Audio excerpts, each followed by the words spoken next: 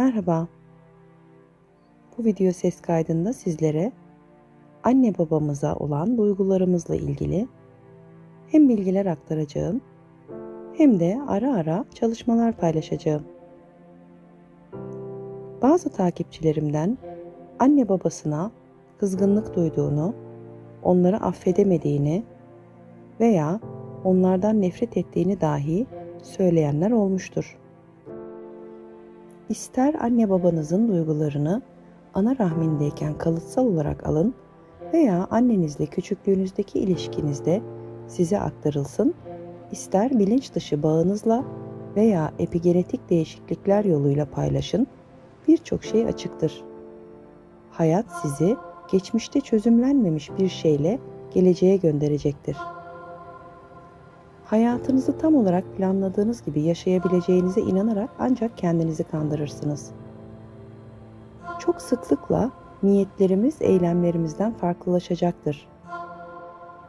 Ne zaman sağlığınızın daha iyi olmasına niyet etseniz ve arzu etseniz, kendinizi abur cubur yerken veya hareketsiz bir yaşam halinde bulursunuz. Romantik bir ilişkiyi çok arzu edebilirsiniz, fakat potansiyel bir partner size yaklaştığı an derhal aranıza mesafe koyarsınız. Anlamlı bir kariyer isteyebilirsiniz, ancak bunu başarmak için gerekli olan adımları atmazsınız. En kötü tarafı ise sizi geri tutan şey genellikle size görünmeyecektir ve sizi hayal kırıklığı ve karmaşa içinde tutacaktır. Cevapları olağan yerlerde ararsınız, yetiştirilişinizdeki eksikliklere odaklanırsınız. Sizi çocukluğunuzda eksik bırakmış olan üzücü olaylar üzerinde düşünürsünüz. Başınıza gelen talihsiz olaylar nedeniyle anne babanızı suçlarsınız. Aynı düşünceleri tekrar tekrar gözden geçirirsiniz. Ancak bu yöntemle hatırlamak bir şeyleri nadiren daha iyi yapacaktır. Probleminizin asıl halini görmeden şikayetleriniz sadece sürekli mutsuzluğunuzu devam ettirir. Şimdi şöyle bir düşünmenizi istiyorum. Ebeveynlerinizden biri duygusal, fiziksel veya psikolojik açıdan size müdahale ediyor muydu? Onların acı çektiğini görmek sizi incitiyor muydu? Onların acısını dindirmek istemiş miydiniz? Bunu denemiş miydiniz? Bugüne kadar ebeveynlerinizden birinin tarafını tuttunuz mu? Diğer ebeveyni incitmekten korktuğunuz için ebeveynlerinizden birine sevginizi göstermekten çekindiniz mi? Bugünkü yaşamınızda ebeveynlerinize benzer şekilde mi insanlarla mücadele ediyorsunuz? Ebeveynlerinizin acısını içinizde hissediyor musunuz? Birçoğumuz anne babamızın acısını bilinçsiz bir şekilde üstleniriz. Küçük çocukken benlik algımızı aşama aşama geliştiririz. O zamanlarda anne babamızla nasıl ayrı olacağımızı ve aynı zamanda da bağlı olacağımızı öğrenmemiştik. Bu masum yerde muhtemelen düzelterek veya paylaşarak onların mutsuzluklarını dindirebileceğimizi hayal ettik. Eğer biz de bu acıyı taşırsak, onlar tek başlarına taşımak zorunda kalmayacaklardı. Fakat bu hayali bir düşünce şekliydi ve sadece daha çok mutsuzluğa sürüklüyordu. Ebeveynlerden biriyle birleştiğinizde bilinçsiz olarak genellikle olumsuz olmakla beraber o ebeveynin hayat tecrübelerinin bir özelliğini paylaşırsınız. Belli durumları ve koşulları bizi özgür bırakabilecek olan bağlantıları yapmadan tekrar eder ve yeniden yaşarsınız.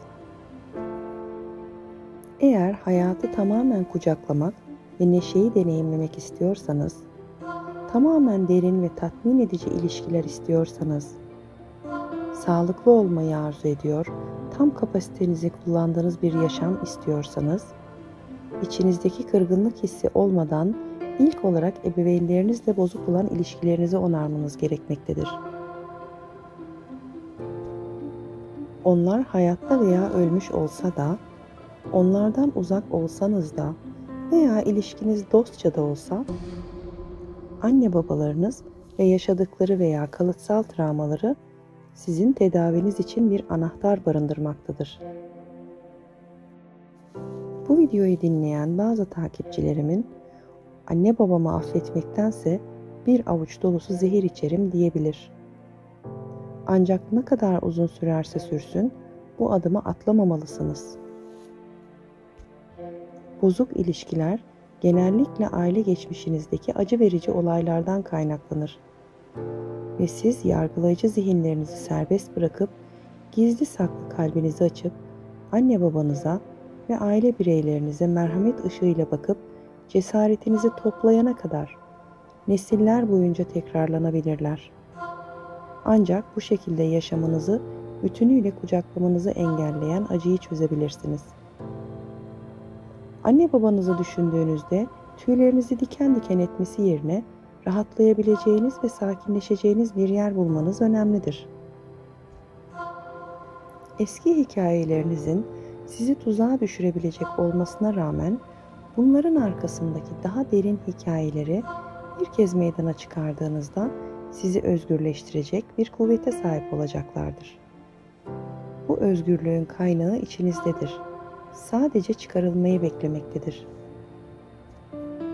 Kendinize şunu sorun. Size yaptığı bir şeylerden dolayı ebeveynlerinizden birini reddediyor, suçluyor veya yargılıyor musunuz? Anne babanızdan birini veya her ikisini yok sayıyor musunuz? Herhangi biri ile ilişkinizi kestiniz mi? Onlardan birini suçladığınızı veya reddettiğinizi varsayalım. Onlardan almanız gereken miktarda duyguyu alamadığınızı, size yeterince sevgi vermediği için suçladığınızı varsayalım. Eğer bu sizin için doğruysa, hiç ona ne olduğunu kendinize sordunuz mu? Hangi olay içinizdeki sevgi akışını kesme gücüne sahipti? Sizi birbirinizden ayıran veya onu anne babasından ayıran herhangi bir şey yaşandı mı? Muhtemelen onlar da kendi ebeveynlerinden bir yara taşıyorlardı ve kendilerinin alamadığı bir şeyi size veremezlerdi. Anne veya babanızın anne babalık becerileri, anne babasından alamadığı, göremediği şeyler nedeniyle kısıtlı olabilir. Örneğin, eğer babanızı reddediyorsanız, babanızla aranızda travmatik bir olayın var olduğunu söyleyebiliriz. Belki de babanız siz doğmadan önce bir çocuğunu kaybetti veya evlatlık verdi veya evlenmediği planladığı ilk aşkını kazara kaybetti. Muhtemelen annesi veya babası o küçükken öldü veya çok sevdiği erkek kardeşi okul servisinden inerken oracıkta hayatını kaybetti. Böyle bir olayda yaşanan şok dalgaları sizi etkileyebilirdi. Ancak asıl olay sizinle doğrudan ilgili olmayabilir. Bunun yerine babanızın size duyduğu sevgi ne kadar büyük olursa olsun bu travma babanızın odağını ve ilgisini bağlayabilir. Bir çocuk olarak onu ulaşılmaz, bencil veya kısıtlayıcı bulduğunuz deneyimler yaşamış olabilirsiniz. Bunun ardından onun tükenmiş sevgi akışını kişisel algılayıp sanki bir şekilde sizden esirgemeyi tercih etmiş gibi onu reddetmiş olabilirsiniz. Büyük resme baktığınızda gerçek ise hasret duyduğunuz sevginin babanızda size vermek üzere mevcut olmayabileceğidir. Benzer koşullar içinde doğan herhangi bir çocukta benzer tipte babalık deneyimlemiş olacaktır. Küçük bir çocukken ona verdiğiniz tüm sevgiye karşılık vermediği için onu suçlayabilirsiniz ve ilişkinizi kesebilirsiniz. Belki de bunalmış ve çok ağlatmıştı ve belki siz onu sevginizle mutlu etmeye çabalamıştınız. Belki onunla ilgilendiniz, acısını dindirmeye çalıştınız. Belki de bir gün gösterdiğiniz tüm çabaların başarısız olduğunu, sizin sevginizin babanızı daha iyi hissetmesini sağlamadığını fark ettiniz. İhtiyacınız olan şeyi size vermediği için onu suçladınız. Verdiği tüm sevgi karşılığında kendinizi görünmez hissettiniz ve ondan aynı şekilde sevgi alamadığınızı gördüğünüzde kalbiniz kırıldı ve bu nedenle de kendinizi ondan uzaklaştırdınız. Şimdi bugününüzü düzeltmek istiyorsanız, yeniden o mutluluğu, o neşeye yaşamak ve kavuşmak istiyorsanız, yapacağınız şey küçükken ona hissettiğiniz o doğal sevgiyle yeniden bağlanmaktır. Bu yolla sizin taşımakta olduğunuz fakat aslında ona ait olan ne varsa serbest bırakabilirsiniz. Anne babanızla ilişkinizi iyileştirme süreci genellikle içsel bir resim ile başlamaktadır. Bazen dış dünyada bir adım atmadan önce iç dünyanızda bir adım atmanız gerekebilir. Gelin şimdi hep beraber küçük bir uygulama yapalım. Bu uygulamayı baba örneğini vererek yapacağım, ancak aynısını anne ile de yapabilirsiniz. Bu bir meditasyon çalışması değildir. Benim direktiflerimi takip ederek söylediklerimi yapmanız yeterlidir. Gözlerinizi kapatın ve babanızın önünüzde, sizden birkaç adım uzakta ayakta durduğunu hayal edin. Hislerinizi gözden geçirin. Ne gibi duygular fark ediyorsunuz? Şimdi onun 3 büyük adım attığını ve size çok yakın durduğunu, bedeninize çok yaklaştığını hayal edin. Fiziksel olarak kendinizi nasıl hissediyorsunuz? Bedeniniz açık mı yoksa kasıldı mı? Veya uzaklaşmak mı istiyor? Eğer bedeniniz kasıldı ve uzaklaşmak istiyorsanız, aranızdaki bu sorunun artık babanızın değil, sizin sorumluluğunuz olduğunu fark etmeniz çok önemlidir. Şimdi bakış açınızı değiştirin ve tekrar babanızın sizden birkaç adım uzakta durduğunu hayal edin. Bu kez onu yaşamış olduğu tüm travmatik olaylar tarafından etrafınız sarılmış olduğunu hayal edin. Onun neler deneyimlediğini tam olarak bilmiyorsanız da onun aile geçmişini ve hayatında ne şekilde mücadeleler etmiş olabileceğini hissedebilirsiniz. Onun neler hissetmiş olabileceğini hissetmek için kendinize biraz zaman verin.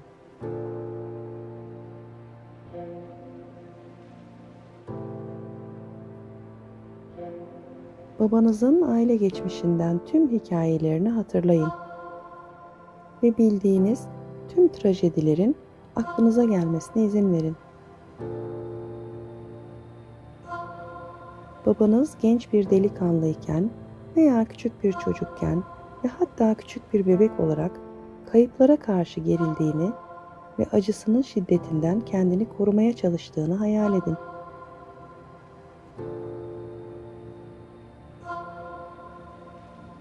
Onun ne hissettiğini algılarken sizin bedeniniz nasıl hissediyor? Duyumlarınız nasıl ve bunlar bedeninizin neresinde beliriyor?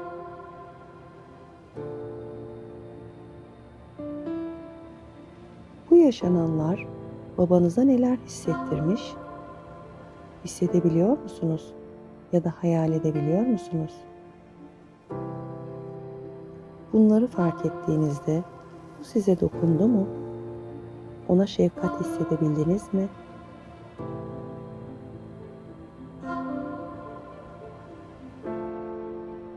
Şimdi içinizden ona şöyle deyin.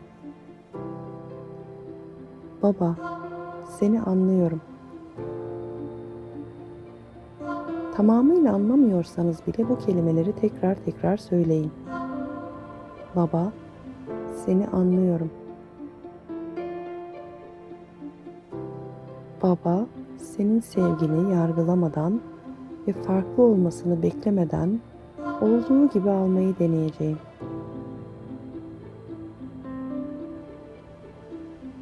Baba, seni anlıyorum. senin sevgini yargılamadan veya farklı olmasını beklemeden olduğu gibi almayı deneyeceğim. Bunu söylemek size kendinizi nasıl hissettirdi? Babanıza bunları söylerken bedeninizde neler oluyor? Bedeninizde gevşeyen, açılan bir yer oldu mu? Veya kendinizi daha yumuşak hissediyor musunuz?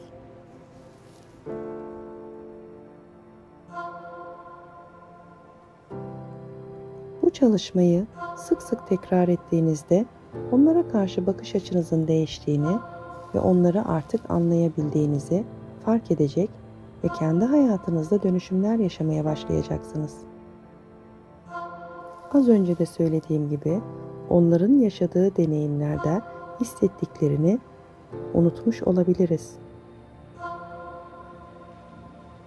Sevmeyi bilmeyen birinin bizi sevmesini beklememiz yanlış olacaktır. Ancak sevilmek istediğimize göre biz sevgiyi biliyorsak biz ona sevgiyi vermeliyiz. Vermeliyiz ki sevmeyi bilmeyen sevmeyi öğrensin. Anne babanız hayatta olmasa da bu çalışmayı yaptığınızda bu sizi özgürleştirecektir. Anne babanızla olan ilişkileriniz hayatınızı dönüştürmenin anahtarıdır. Anne baba affetmeyi Ho'oponopono tekniğiyle çok daha kolay gerçekleştirebilirsiniz.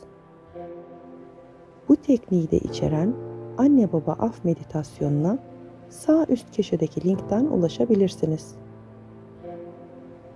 Bu tarz videoların devamı için videomu beğenmeyi, kanalıma abone olmayı ve yakınlarınıza tavsiye etmeyi unutmayın. Bu soğuk kış günlerinde hayatta kalabilmeleri için sokak hayvanlarına vereceğiniz bir kap mama, bir kap su sizlere katlanarak, çoğalarak geri dönsün. Mucizeler her daim ve her yerde bizimledir. 7, 7, 7. Aktif. Oldu, oldu, oldu. Şükürler olsun. Sevgiyle ve hoşça kalın.